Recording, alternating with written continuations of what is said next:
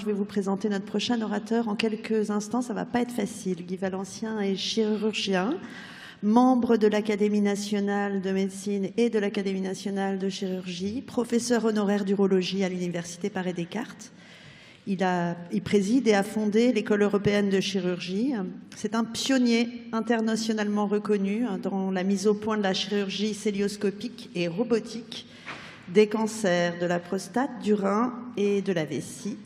Il est l'auteur de centaines de publications scientifiques, de dizaines de films et vidéos et co-auteur de dizaines de livres. Alors son dernier ouvrage, Homo Artificalis, plaidoyer pour un humanisme numérique, est paru en 2017. Il y prône un panhumanisme intégrant l'intelligence artificielle et les robots dans nos vies, à condition qu'ils restent au service des hommes sans le dominer. Il publie régulièrement des tribunes dans des journaux très divers comme Les Échos, Le Monde, Le Figaro et le Huffington Post. Aujourd'hui, il a intitulé son exposé « Passé, présent, futur », point d'exclamation. Je lui passe la parole pour un quart d'heure. Hier, aujourd'hui, demain.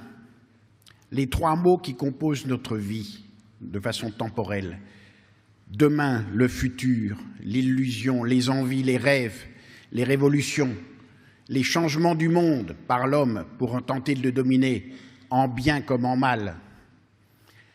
Aujourd'hui, le présent, un présent qui n'existe pas temporellement. Quand je vous vois dans la salle, ceux et celles que je vois au premier rang, je les vois avec retard.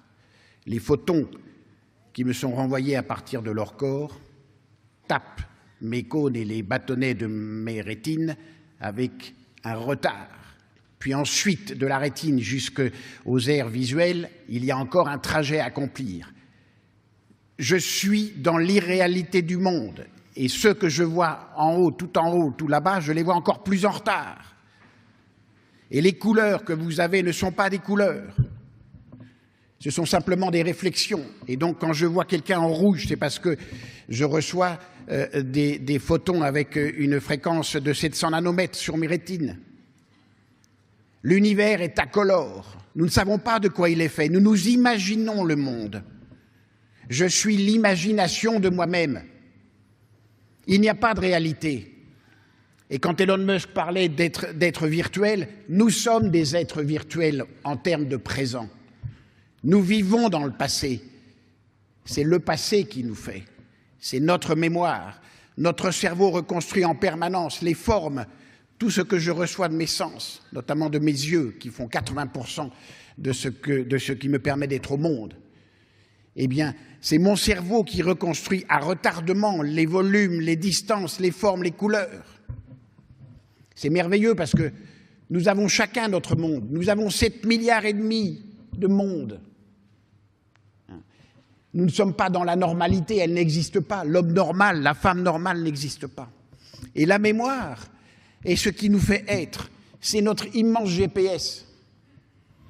C'est ce qui nous permet de tenir, d'exister, d'échanger. C'est vraiment ce qui nous fait être hommes et femmes. Nous détester comme nous aimer.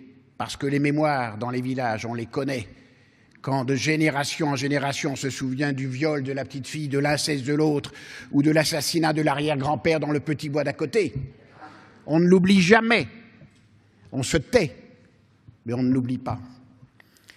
Et quand on regarde ce qui se passe, et Jean-Gabriel Ganassia en a bien parlé, avec le monde que nous sommes en train de nous construire, qu'allons-nous faire de notre mémoire? Bien évidemment, nous allons la perdre, on le sait déjà, puisque une étude en résonance magnétique nucléaire faite chez les chauffeurs de taxi de Londres montre que les vieux chauffeurs qui connaissent par cœur les rues ont un hippocampe gros comme un melon dans le cerveau, alors que les jeunes au VTC ont des tout petits rikikis à la place. Donc vous voyez bien que si nous n'utilisons pas les neurones pour notre mémoire, ils vont faire autre chose. La plasticité cérébrale est inimaginable. Toutes les microsecondes, nous changeons, nous avons des neurones qui seraient, d'autres qui meurent, c'est un espèce de charivari incompréhensible. Et quand on voit les neuroscientifiques et surtout les ingénieurs codeurs qui nous disent qu'on peut comparer une puce de silicium à un neurone, je me marre. Pour eux, la rue de Rivoli, c'est exactement cela, le circuit, voilà. Les neurones, c'est la rue de Rivoli, les voitures qui passent. Mais l'intelligence, elle est dans les immeubles. Elle n'est pas dans la rue. Et donc on se trompe quand on veut comparer ou réduire l'homme à une machine pensante, parce que c'est ça que pensent les ingénieurs codeurs de la Silicon Valley et de la côte chinoise. C'est ça qu'ils pensent. Et c'est ça qui domine le monde, qui est en train de dominer le monde. Et nous sommes, nous, pauvres Européens, avec plein de start-up, mais incapables de créer des géants dans le domaine. Et c'est dramatique. Nous avons perdu une bataille, je ne sais pas si nous perdrons la guerre, mais on a intérêt à se relever les manches. Facebook a 14 ans. Il y a 2,5 milliards de gens qui sont connectés, qui like tous les jours. Qui ont des amis, quelle horreur, quel mot usurpé. À peine des relations. Des amis. Et puis sur Twitter, on follow. J'en ai tant, là je suis content, j'ai tant de followers. Nous sommes des accros. C'est la dopamine que nous envoient les businessmen de la Silicon Valley pour nous rendre de plus en plus accros. C'est pire que les slot machines dans les casinos. On remet un coin pour essayer de gagner. On est totalement bouffé par ça. Et nos cerveaux vont peut-être se réduire, comme le disait Jean Gabriel. Plus de mémoire, donc ça ne sert à rien. Est-ce qu'on va utiliser ces aires qui vont être inutilisés à d'autres choses? Probablement, je l'espère, à la créativité et à l'amour, chose dont on ne parle jamais. Dans ce monde pur et dur d'ingénieurs codeurs, avez-vous entendu le mot amour? Jamais.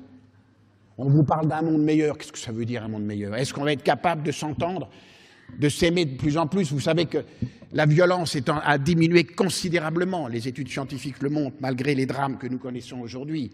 Jamais le monde n'a été plus sûr et plus aimant. Ça vous surprend, mais regardez ce qui se passe. Vous ne mesurez pas ce qu'était la violence de l'époque. Et souvenez-vous du XXe siècle, où l'homme a tué l'homme d'une façon inimaginable, avec 2 conflits mondiaux et des totalitarismes insupportables. Nous sommes en passe d'être moins violents, et tant mieux. Mais si je reviens à la mémoire, effectivement, comme le disait Jean-Gabriel Ganassia, Elon Musk est un type qui est tout à fait visionnaire, mais complètement schizophrène.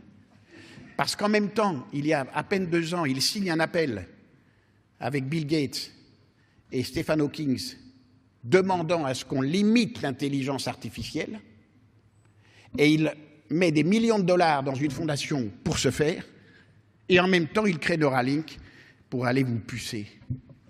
Vous vous rendez compte? Mais autant l'homme ou la femme malade, on comprend très bien qu'un parkinsonien puisse être relié pour pouvoir éviter de trembler, mais il sera relié et donc contraint par la machine, une panne d'électricité, il retremble. Mais moi, que l'on utilise ma mémoire pour aller organiser un cloud rose, on se retrouvera tous baignés dans une jouvence éternelle. Mais qu'est-ce que c'est que cette histoire? C'est du Teilhard de Chardin à la Romane Gare. C'est de la noosphère de pacotille. Comment va-t-on faire? Parce qu'ils le pensent, eux, qui en même temps sont là, entourés de gourous Allah Krishna et autres dans leur domaine complètement high-tech. On est mal. On est très mal. Et vous riez, mais moi je ris à moitié, parce que je répète, nous avons des start-up, mais nous n'avons aucune entreprise qui puisse donner le là à ces géants qui dominent le monde, au-delà des États. Ce n'est pas drôle du tout. Je ne suis pas un bioconservateur par rapport aux technoprogressistes. Je déteste ces espèces de classifications comme droite et gauche. Ça n'a aucun sens. Je suis un technophile, mais je me connais bien aussi les risques que nous pouvons avoir à utiliser la science au quotidien. Donc, aller me mettre une puce à l'intérieur du cerveau pour augmenter ma mémoire ou mon intelligence, mes capacités cognitives, ça ne me dira absolument pas si je vais aimer plus ou pas.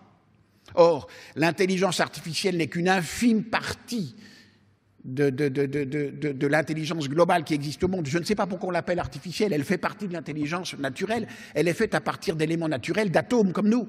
Pourquoi l'appelle-t-on artificielle? Parce qu'on l'a créée?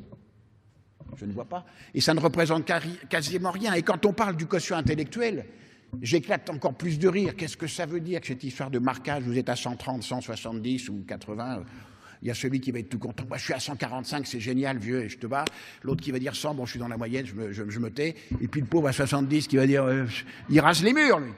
Et on va nous marquer au fer, comme les animaux. Psh, hein. On aura des gamins, il est à 145, il ira dans tel lycée, parce que c'est ça qui se passe. Singapour, c'est ça. Séoul, c'est ça. Mesurez ce qui se passe en Asie. Ils rient pas du tout, les gamins en classe. Ils se suicident parce qu'ils n'ont pas été reçus premiers. C'est terrifiant. Quand on voit que les Chinois ont séquencé plus de par centaines des gamins à QI de plus de 130 pour voir si on pourrait modifier le génome avec le petit ciseau moléculaire de notre copine Charpentier et en faire des gamins à QI de 150. On est où? Mais c'est ce qui se passe dans le monde. Vous ne le mesurez pas dans notre beau pays où il fait bon vivre, où le climat est sympa, où il y a une bouffe fantastique, on peut boire quand même un petit coup, malgré ce que nous a dit notre cher collègue. Fumer une petite cigarette, oui, enfin moi je le ferai après dehors, sans le dire à personne. Mais vous voyez, on ne se rend pas compte de ce qui se passe et que nous ne sommes plus les dominants, car c'est toujours par l'économie que les cultures se font. Et si nous ne dominons pas économiquement, nous serons bouffés culturellement. Et la machine est engagée. Il faut bien voir comment ça se passe. La DARPA, l'agence de défense avancée de recherche de la défense américaine, qui est un bijou de technologie parce qu'elle s'occupe de faire les prothèses des soldats amputés et autres, travaille énormément sur l'augmentation cognitive des soldats.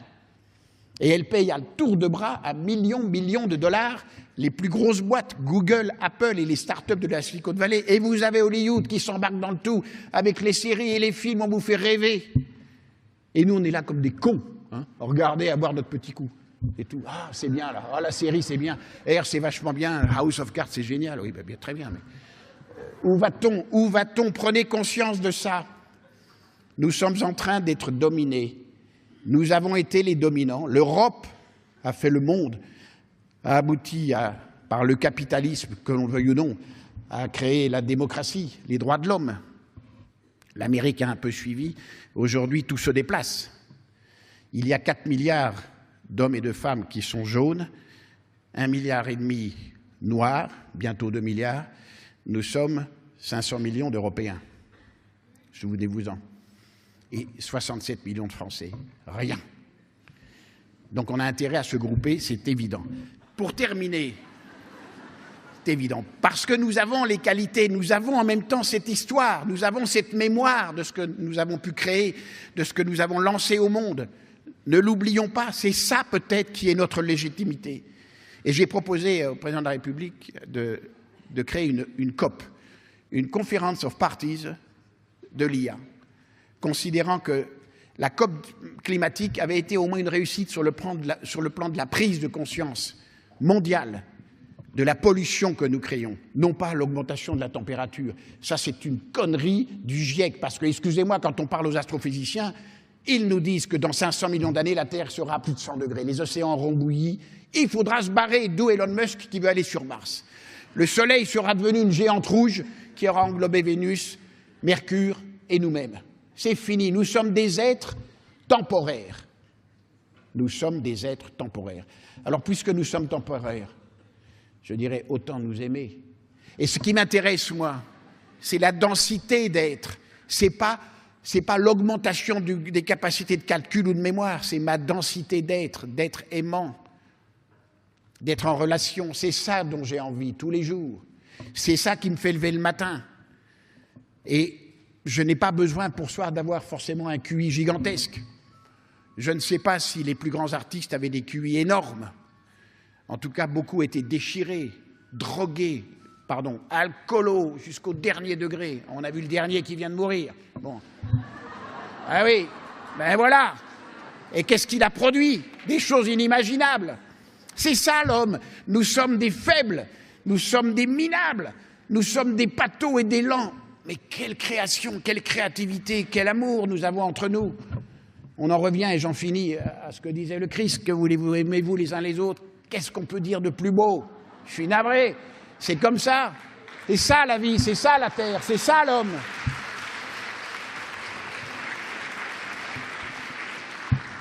Et on veut en vivre de ça. On a envie d'en vivre. véritablement de se retrouver. Et c'est pour ça que la machine, je l'accepte, parce qu'elle va m'aider, bien évidemment, vous tous aussi. Quand on clique, on a toutes les bibliothèques du monde, on a tous les films du monde, tous les spectacles du monde sur YouTube. C'est merveilleux. Et en même temps, je suis suivi en permanence à l'âge que j'ai. Quand je clique sur mon ordinateur, on va me chercher des assurances pour obsèques, des baignoires avec porte, des fauteuils roulants et des escalators d'appartements fuck. Je suis déjà miné, visé.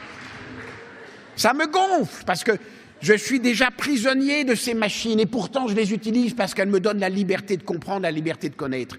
Et c'est pour ça que les médecins que nous sommes, et ce n'est pas pour rien que nous sommes peut-être dans une faculté de médecine, sommes très intéressés par cette évolution parce que nous avons toujours été dans notre vie dans le rapport bénéfice-risque. Et on est exactement là. Est-ce que la machine calculante, la machine pensante va nous emporter, nous rendre esclaves? Est-ce qu'elle va nous asservir ou est-ce qu'elle va nous servir? Et je dis tout simplement, je ne souhaite qu'une chose, c'est qu'ensemble, elle puisse nous servir. Merci.